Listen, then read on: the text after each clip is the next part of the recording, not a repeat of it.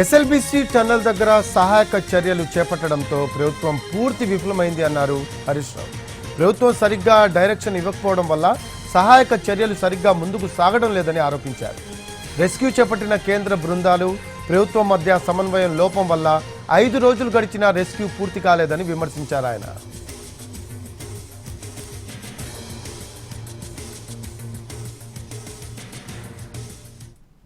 కానీ సహాయక చర్యలు చేపట్టడంలో ప్రభుత్వం దారుణంగా విఫలమైంది. దాదాపు ఇవాళటికి 5 రోజులు పూర్తవుతున్నప్పటికీ సహాయక చర్యలు కనీసం ప్రారంభం కాలేదు. అంటే వివిధ ఏజెన్సీల మధ్య సమన్వయాన్ని సాధించడంలో కూడా ప్రభుత్వం ఫెయిల్ అయిపోయింది. అటు కేంద్ర ప్రభుత్వ బృందాలు కావచ్చు, రాష్ట్ర ప్రభుత్వ బృందాలు కావచ్చు, ఏజెన్సీకి సంబంధించిన ప్రతినిధులు కావచ్చు, వీళ్ళ మధ్య ఎక్కడ సహాయక చర్యలు ప్రారంభించాలి, ఎలా ప్రారంభించాలి అనే విషయంలో రాష్ట్ర ప్రభుత్వం ఒక డైరెక్షన్ ఇవ్వడంలో కూడా పూర్తిగా ఫెయిల్ అయిందని చెప్పొచ్చు. మంత్రులు అక్కడికి వెళ్లి హెలికాప్టర్లో టీవీలలో ఇంటర్వ్యూలు ఇవ్వడం మీద పోటీ పడుతున్నారు తప్ప సహాయక చర్యలను ముమ్మరం చేయడంలో పూర్తిగా ఫెయిల్ అయిపోయారు.